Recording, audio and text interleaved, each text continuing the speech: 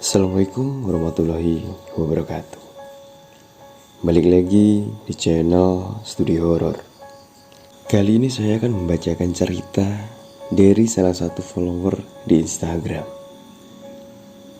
Cerita tentang pendakian di Gunung Gede. Tapi sebelum saya membacakan ceritanya, saya mau berterima kasih kepada teman-teman semuanya yang sudah subscribe, like, dan komen. Dan yang baru mampir, jangan lupa tekan tombol subscribe, aktifkan lonceng notifikasi, tinggalkan komentar, like, dan share. Semoga teman-teman semua diberikan kelancaran rezeki dan kesehatan. Jadi, seperti apa ceritanya? Mari kita simak sama-sama.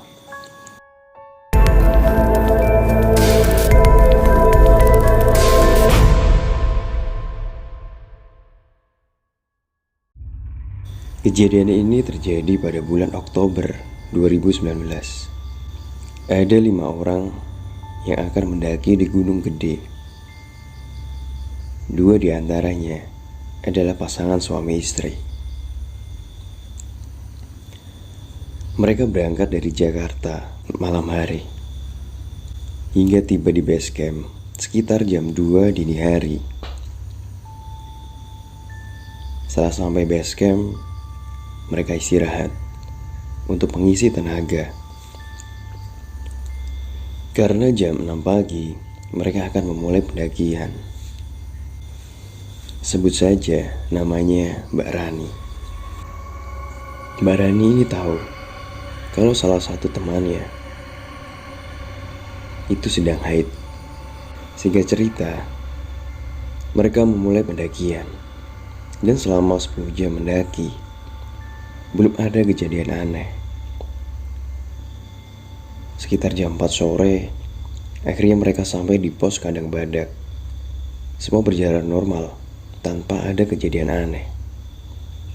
Mereka pun kemudian mendirikan tenda, sekaligus menyiapkan makanan dan istirahat.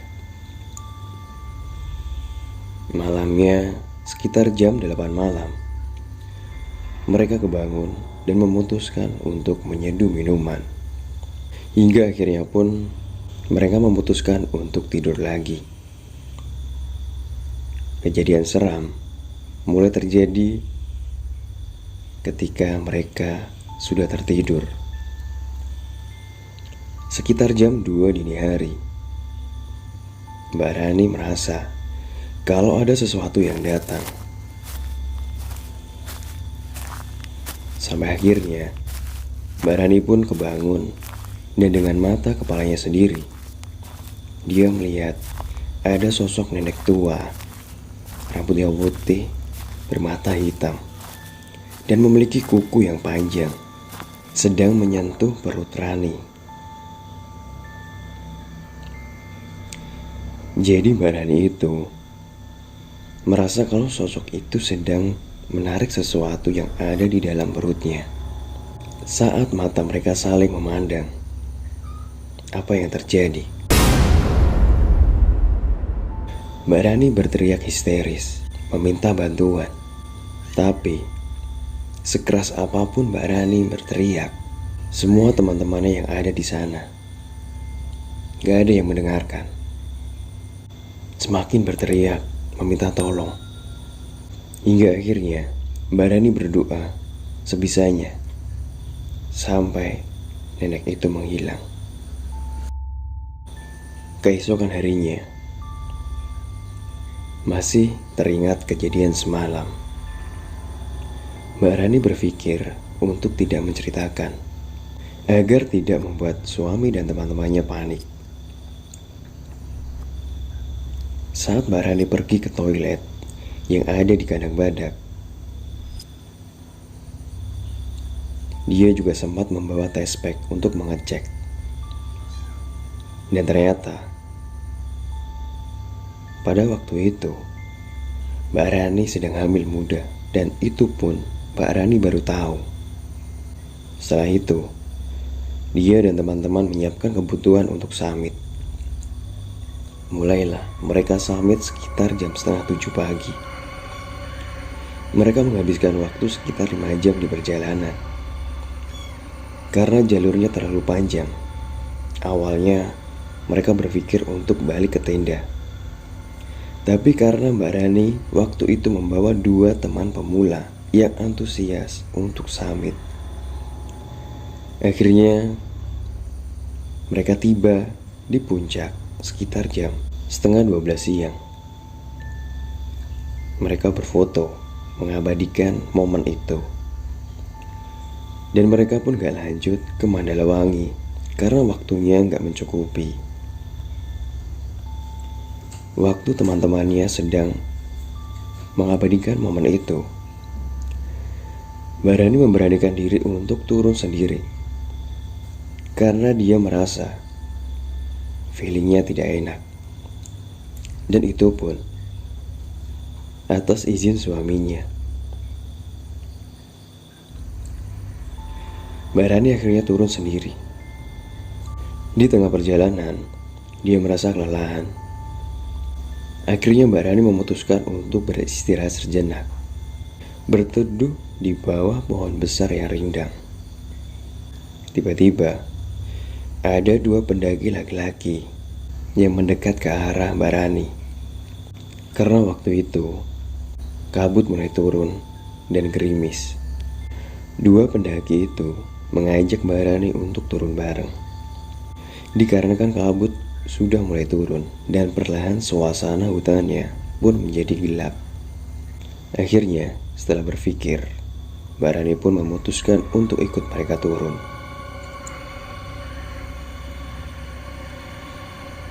Singkat cerita, di pertengahan jalan, Mbak Rani merasa ada sesuatu yang aneh. Dari sudut-sudut matanya, ia bisa merasakan jika dirinya sedang diamati oleh sesuatu, seperti di tengah keramaian. Banyak sekali mata yang sedang mengamati dari jauh. Namun Mbak Rani tetap berpikir positif, karena saat itu dirinya sedang hamil muda. Ia gak mau jika kenapa-napa dengan calon anaknya.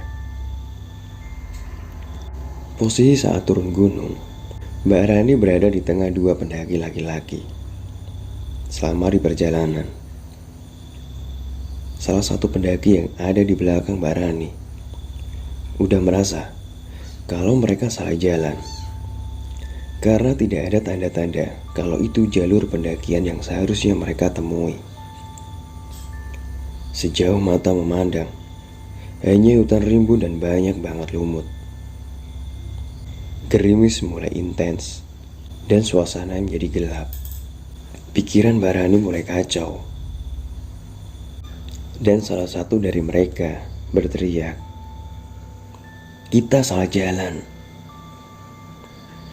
Akhirnya, mereka bertiga mencoba untuk tenang dan mencari jalan keluarnya. Setelah beberapa menit mereka lalui, akhirnya mereka sampai di kandang badak pukul setengah 3 sore. Dan saat itu juga, teman-teman Mbak Rani masih belum sampai di tenda. Karena kelelahan, Mbak Rani memutuskan untuk memasak sekalian menyiapkan makanan. Meminimalisir waktu karena hari semakin sore dan gelap. Dan waktu Mbak Rani memasak di teras tenda karena hujan, tiba-tiba ada angin kencang yang membuat api semakin besar. Untung saja ada pendaki lain yang membantu Mbak Rani, yang membuat api tidak jadi membakar tendanya. Sekitar setengah jam menunggu, akhirnya teman-teman Mbak Rani sampai di tenda. Sekitar jam 5 sore, hujan sedikit reda. Mereka pun memaksakan untuk tetap turun. Akhirnya mereka turun bersama dengan rombongan yang sempat menemani Mbak Rani waktu kesasar. Kira-kira jadi 12 orang saat itu. Disinilah pengalaman horor Mbak Rani yang benar-benar horor dimulai. Setengah jam perjalanan, Mbak Rani masih merasa kalau dirinya ini sedang diperhatikan oleh sosok berjubah hitam. Di balik pohon, sosok itu besar, matanya merah. Fokusnya mulai buyar, dan di situ ternyata sosok itu tidak sendirian. Tapi ada beberapa seperti mengincar sesuatu yang ada di perut Mbak Rani. Namun, Mbak Rani tetap berpikir positif. Dia tidak mau bercerita kepada yang lain, mengingat mereka masih di tengah hutan.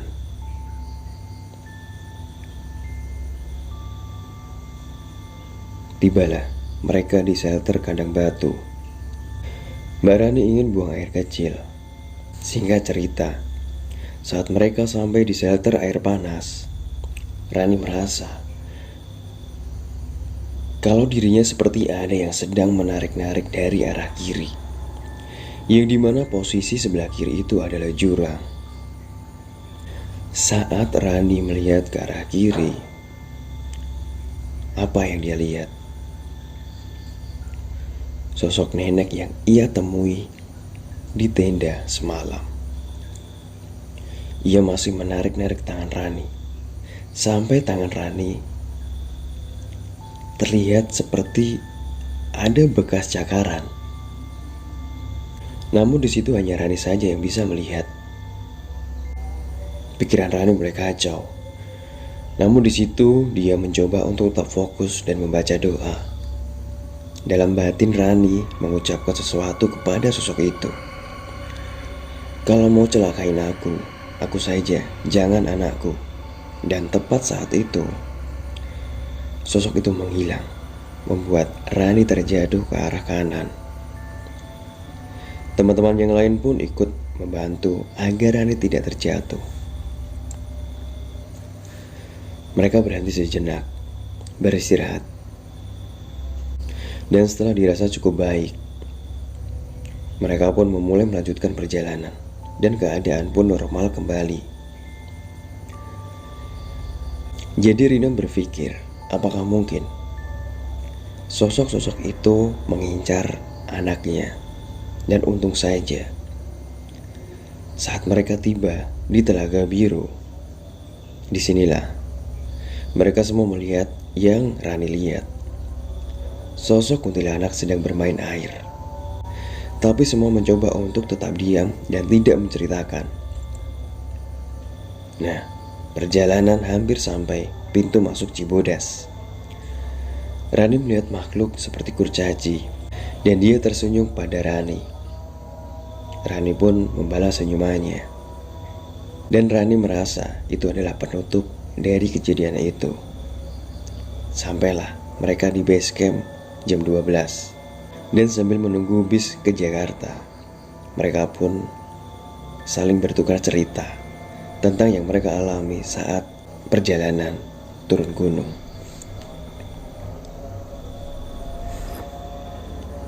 Itulah cerita Rani ketika hamil muda melakukan pendakian di Gunung Gede. Semoga dari cerita Rani ini kita bisa mengambil hikmahnya. Sekian dari saya. Wassalamualaikum warahmatullahi wabarakatuh.